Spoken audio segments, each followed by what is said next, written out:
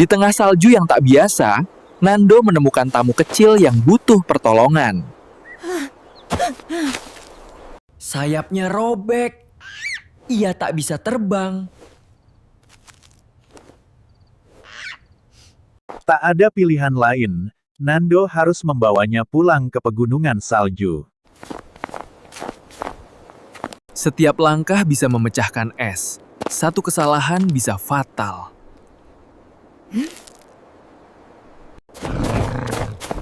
Hati-hati, Nando. Mereka mengincar burung kecilmu. Hanya keberanian yang membuatnya terus melangkah.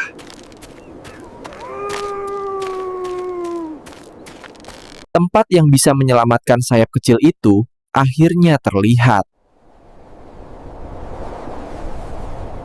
Dengan tangan penuh kasih, sayapnya diperbaiki. Kadang, pertolongan kecil bisa menjadi keajaiban besar.